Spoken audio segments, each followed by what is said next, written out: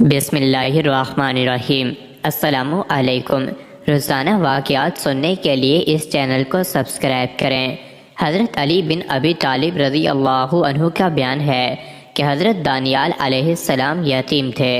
ان کے ماں باپ زندہ نہ تھے۔ بنی اسرائیل کی ایک خاتون نے ان کو گود لے کر پرورش و پرداخت کی۔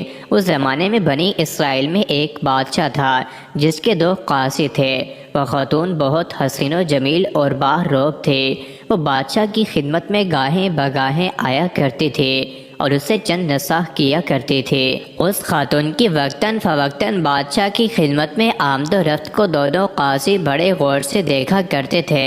اس کی محبت ان دونوں کے دلوں میں جاگزیر ہو گئی اور وہ اسے اندر ہی اندر دل و جان سے چاہنے لگے۔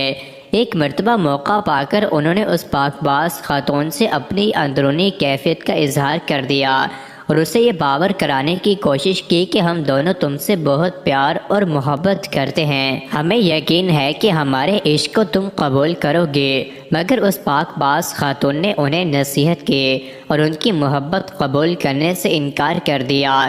دونوں قاضیوں نے طرح طرح اسے بہلا پھسلا کر اپنی جھوٹی محبت کے دامے فریب میں پھنسانا چاہا، مگر وہ کسی بھی طرح ان کے ہاتھ نہیں آئے۔ جب دونوں قاضیوں نے دیکھا کہ یہ خوبصورت خاتون کسی بھی قیمت پر ان کے ہاتھ نہیں آ سکتی تو انہوں نے جھنجھلا کر بادشاہ کے روبرو یہ شکایت کر دی کہ جو عورت آپ کو آ کر پند و نصح کیا کرتی ہے اس نے غلط کام جیسے عظیم گناہگار ارتکاب کیا ہے۔ بادشاہ نے جب اپنے قاضیوں کی شہادت سنی تو وہ بڑی مشکل میں پڑ گیا اور اسے بے حد صدمہ پہنچا، کیونکہ وہ اس خاتون کی شرافت اور نجابت کا دل سے قائل تھا، مگر قاضیوں کی شہادت کو بھی جھٹلایا نہیں جا سکتا تھا۔ غرض بادشاہ نے دونوں قاضیوں کی شہادت پانے کے بعد مزید تحقیق و تفتیش کی ضرورت محسوس نہیں کی اور ان سے کہا تم دونوں کی شہادت قابل قبول ہے۔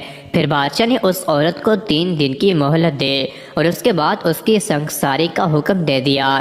نیز شہر میں یہ منادی کرا دی کہ فلاں دن فلاں عورت کو سنگسار کیا جائے گا، لوگ اسے دیکھنے کے لیے حاضر ہو جائیں۔ بادشاہ نے اگرچہ اس عورت کی سنگساری کا حکم دے دیا تھا مگر اندر سے وہ بہت پریشان تھا۔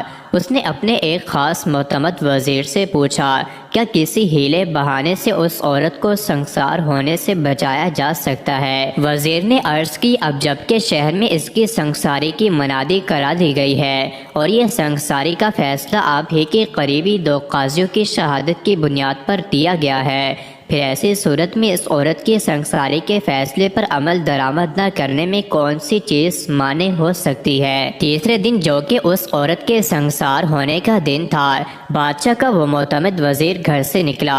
اس نے دیکھا کہ چند بچے کھیل رہے ہیں، ان میں حضرت دانیال علیہ السلام بھی تھے۔